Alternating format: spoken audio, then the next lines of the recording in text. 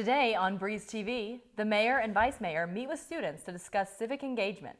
And Andy Parker, father of Allison Parker, speaks about his book advocating for gun safety. This is Breeze TV. Live from the Allison B. Parker studio in the School of Media Arts and Design at James Madison University, this is Breeze TV.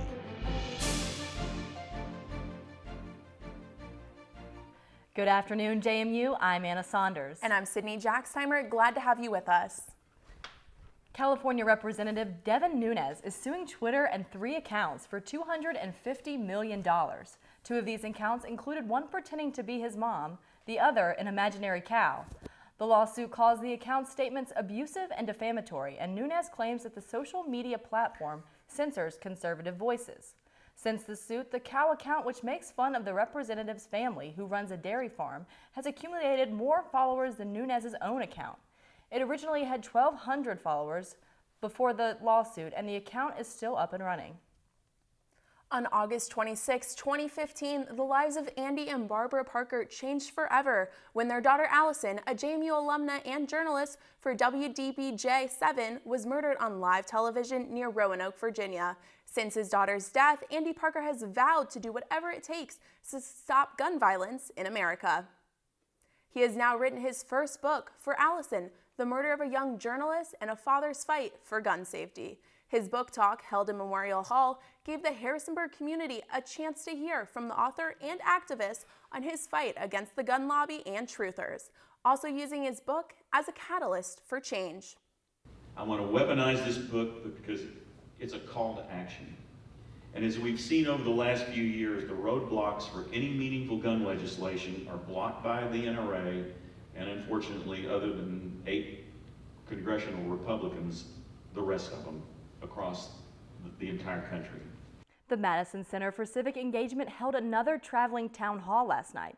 This time it featured the local candidates for state delegate. I was there to see what the candidates had to say. Take a look.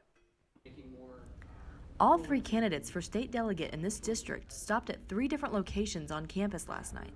They talked about their platform and answered questions from students. Incumbent Republican Tony Wilt talked about this year's session in the General Assembly, one that was surrounded with scandals from Virginia's top 3 officials. It was a bit of a distraction, but at the end of the day, we knew we were there to do the business of the citizens of Virginia, and that's we got that job done. Wilt mentioned passing the budget as one of the Assembly's big accomplishments this year. We put in $57 million to freeze tuition. James Madison University got $6.1 million of those dollars to hold down tuition increases for all the students. Education and tuition are at the top of Democratic candidate Kathy Copeland's platform list, and she believes the lawmakers have not done enough. We need to make sure that we are at a comparable level to all of the other public universities. Right now, JMU students pay more than most other universities do, at least on a sliding scale. The 26th district has historically voted Republican. However, the other Democratic candidate, Brent Finnegan, thinks this area is ready for a progressive, with a platform tailored to the Valley. It's because a lot of the Democrats in the Shenandoah Valley aren't necessarily aligned with the Democrats in Northern Virginia on a lot of the issues like the pipeline. And so, we're kind of creating our own narrative in the Shenandoah Valley. The Democratic primary will take place on June 11th. Reporting for Breeze TV in Harrisonburg, I'm Anna Saunders. JMU got a special visit this week from Harrisonburg Mayor DEANNA Reed and Vice Mayor Sal Romero. The mayor and vice mayor joined students for a dinner and discussion hosted by the Center for Civic Engagement. Local issues that were talked about included housing, transportation, and overcrowding at schools. They also answered any general questions the students had. Reed stressed the importance of students speaking up and attending city council meetings. It's very important for us to engage with our students. Like I said earlier, the students, you all are a part of our city. You're a part of who we are as Harrisonburg. So it's important that we build a relationship and that we connect with each other so that we're able to be good neighbors to each other and that we can bring you into what is happening in the communities.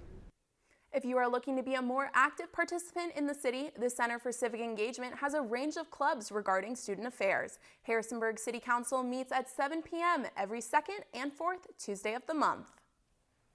Coming up, we're here with updates on the latest USC admission scam. And join us for a live self-defense session. All this and more on Breeze TV.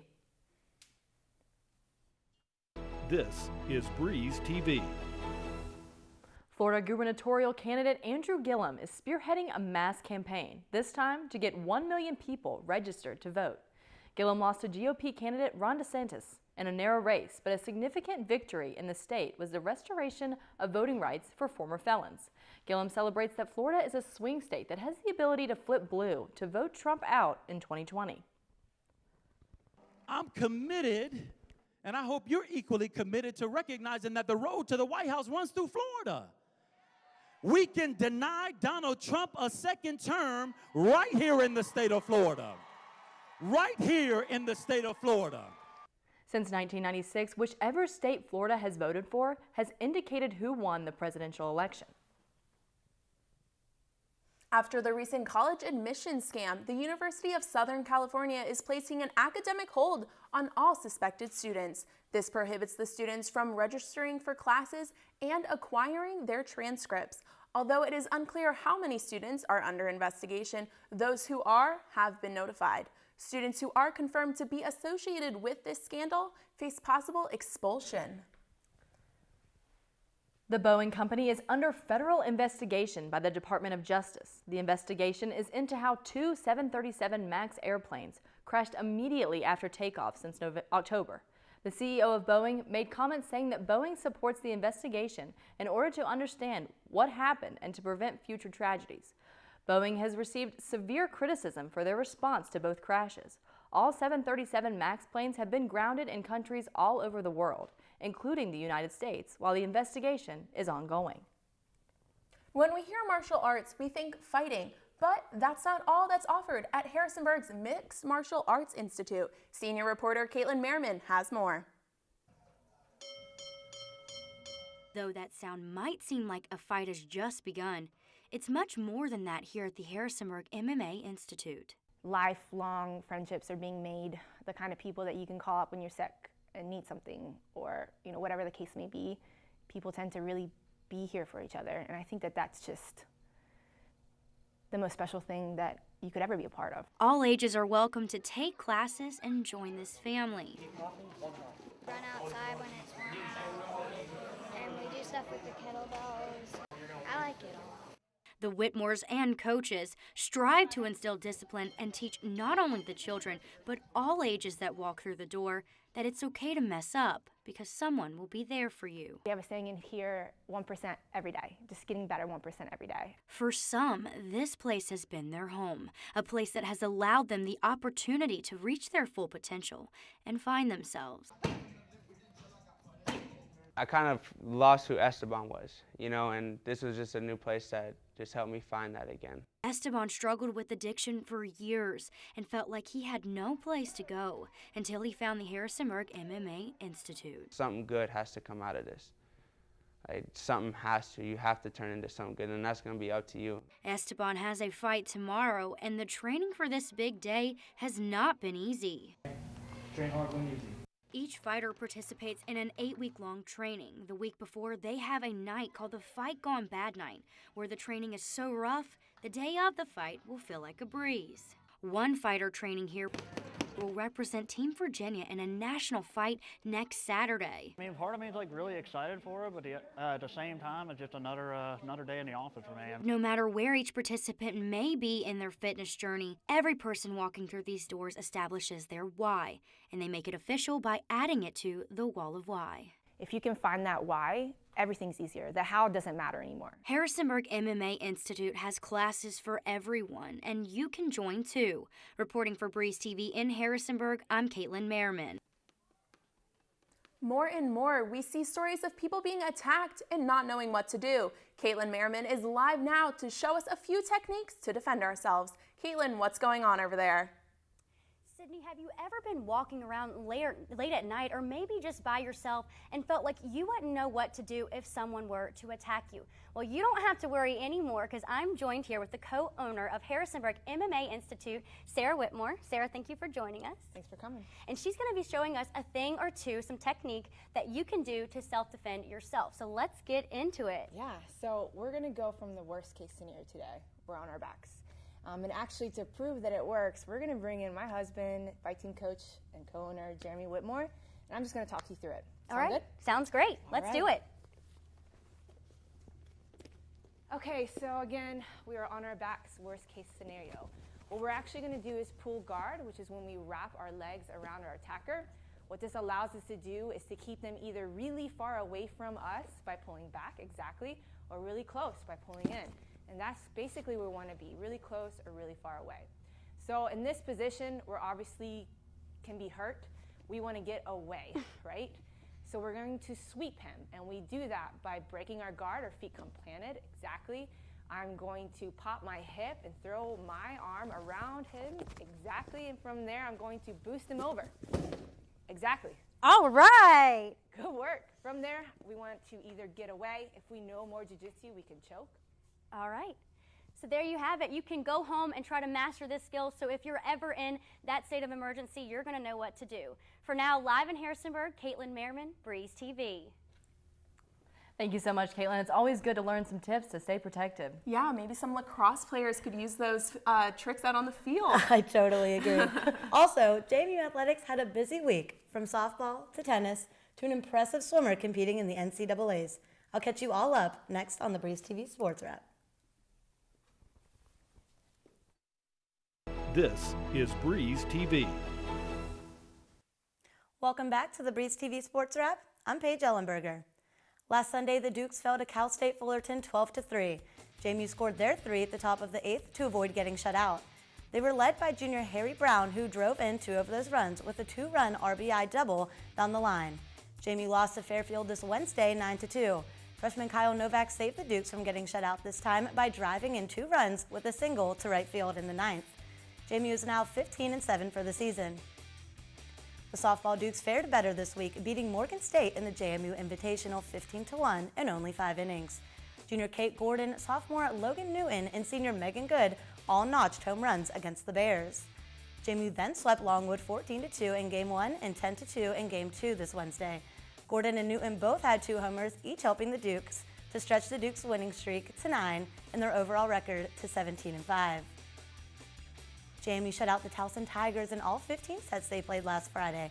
A new doubles team made its debut with freshman Amanda Nord and junior Jonah Roca downing a Tigers duo 6-0.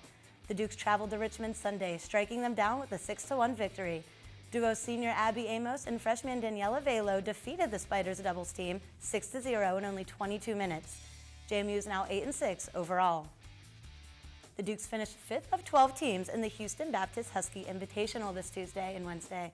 They were led by senior Jordan McKelvin, who finished 13th in the 66-player tournament, with the lowest round for the Dukes at 74, only 2 over par.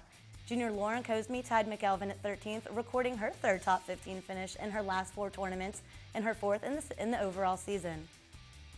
The Lacrosse Dukes ended their 19-game home win streak, notching their first loss in the Valley since March 25th of 2017. The Dukes were defeated by the 8th-ranked Virginia Cavaliers this Wednesday. The Cavaliers utilized an early 5-goal run and had 3 players score hat tricks to win 14-9.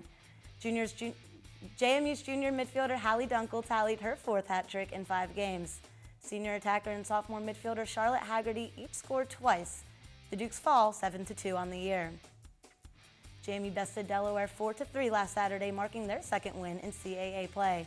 The Dukes swept doubles play with the help of juniors Josh Raimondo and Tate Steiner in their 6-1 victory, the duo's 3rd of the season.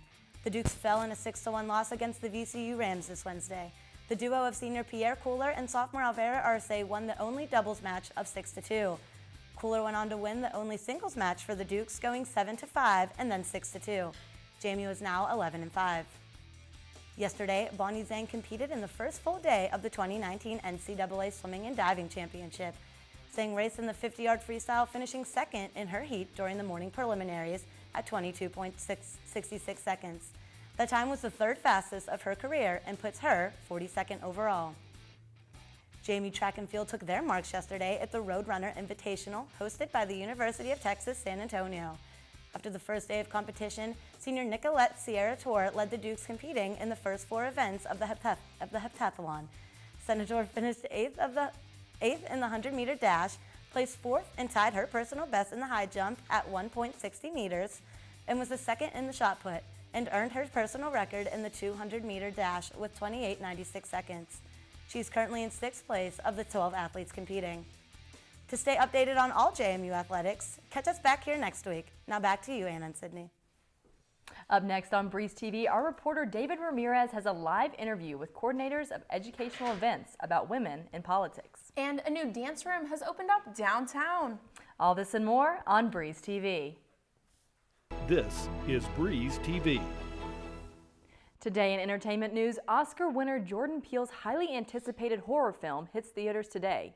Us follows a family who is terrorized by sinister doppelgangers. It features a star-studded cast with Oscar winner Lupita Nyong'o and Winston Duke playing the leads. This is Peele's second film in the horror genre, following his 2017 film, Get Out. On Wednesday, Disney officially acquired a huge chunk of what used to be 21st Century Fox. The $71 billion deal gives Disney control over Fox's movie and television studios. They also acquired Fox's 30% sharehold in Hulu.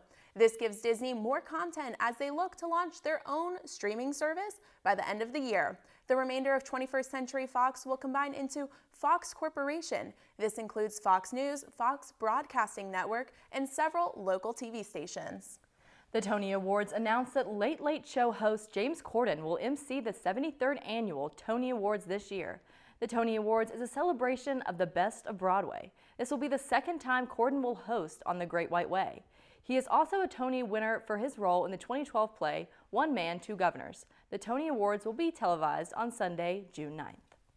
Emilia Clarke announces the launch of her charity following her battle of 2 aneurysms. The Game of Thrones star announced to The New Yorker that she had 2 surgeries between filming for Game of Thrones within the last 8 years. She created the charity Same You, which helps to provide treatment for people recovering from brain injuries and strokes.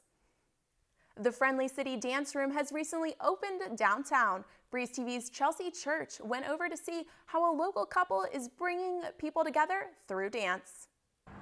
Well, downtown just got a little nicer with the Friendly City Dance Room that opened up here on the corner of Main Street and East Market Street.